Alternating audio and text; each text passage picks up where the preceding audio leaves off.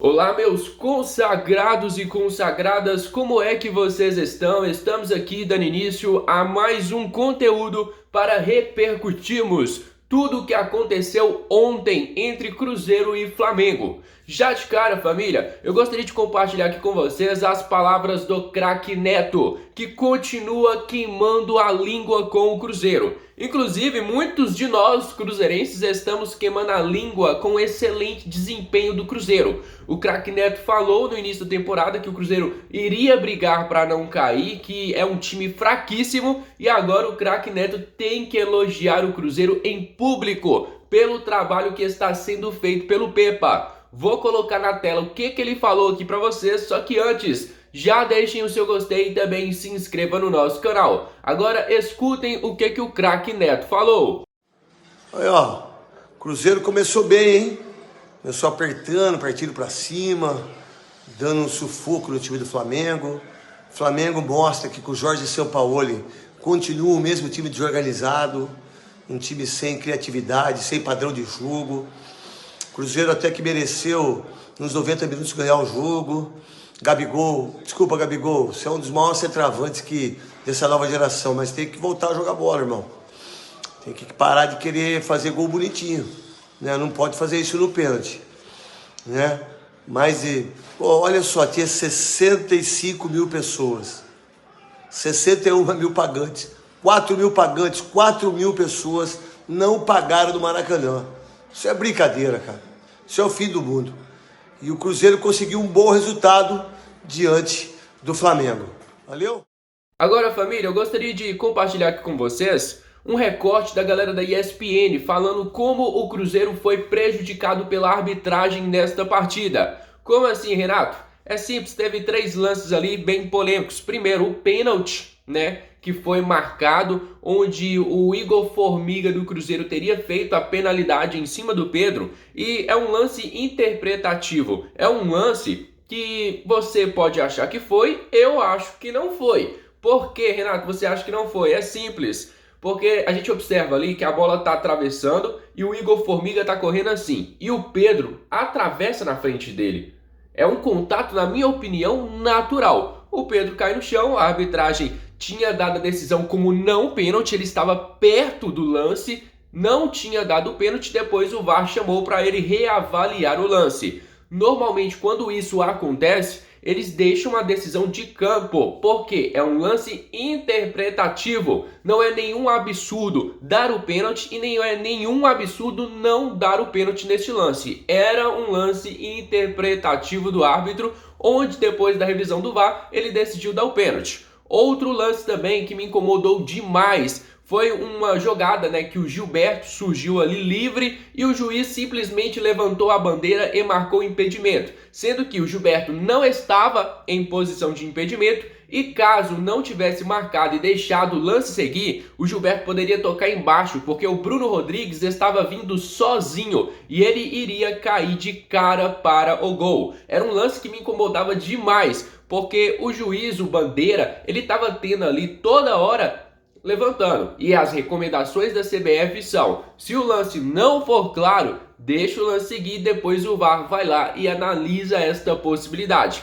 Fiquei indignado naquela hora. E por último, né, a cereja do bolo, o lance em que o Gerson não foi expulso.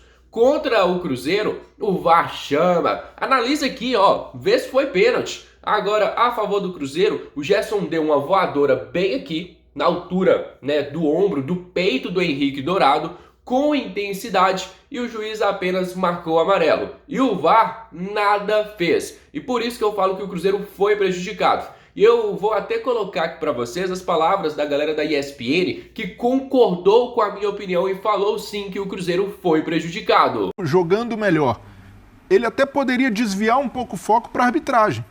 Porque isso é verdade, você tem razão. Decisões de arbitragem, o pênalti para o Flamengo acontece numa jogada chamada pelo VAR. Eu achei pênalti, mas é o típico lance que o árbitro está de frente, muito próximo, e não há necessidade de chamar o VAR aí. Então, para mim foi pênalti, então não errou, tá certo? Não, o VAR Termina certo. corrige, mas, de fato, esse tipo de lance não deveria ser. Porque eu entendi que foi pênalti, mas é absolutamente normal Seria um erro crasso se não fosse alguém marcado. achar, opa, isso aí não é pênalti. O Igor Formiga estava disputando espaço com o Pedro. Não foi um lance absolutamente indiscutível. Então, para mim, esse lance, pela distância do Luiz Flávio, não precisava ter chamado. É que no futebol brasileiro, Breila, nem o VAR confia no árbitro. Isso aí acontece, mas há uma recomendação, e até uma recomendação reforçada de se evitar chamar o VAR toda hora, uma intervenção. Não é que ele não viu o lance, ele já vai com o braço dizendo que não foi nada, olha lá. E tá próximo, tem visão perfeita. E ele viu muito bem uma cavada do Gabigol e fez muito bem o Luiz Flávio. Aliás, que ridículo, hein? E aí, Bom ponto, acho que é bom a gente falar isso daqui a pouco. Mas ainda no primeiro tempo, é marcado um impedimento do Gilberto em que o Bandeira descumpre uma recomendação. É isso. E a recomendação a gente até reclama disso Deixa às vezes. seguir, né? Deixa seguir. Todo mundo correndo pra nada. A não ser que seja algo muito claro. Nada, né? E esse lance seja algo muito claro. não estava impedido, porque o Wesley dava a condição do outro lado e não dava para dizer, nossa, tá totalmente ajustado. Dá para ver claramente o Wesley saindo da posição para tentar deixar o Gilberto em impedimento e ele não consegue a tempo. E no segundo tempo, teve a jogada do Gerson, pé no peito do Dourado, que poderia. Esse é um lance interessante você falar. A gente já viu lances semelhantes que o árbitro de vídeo chama e aí a gente chega naquela história. Nossa, mas a câmera lenta tá ficando cada vez pior. Tá ficando pior. Como que ele ficou em campo?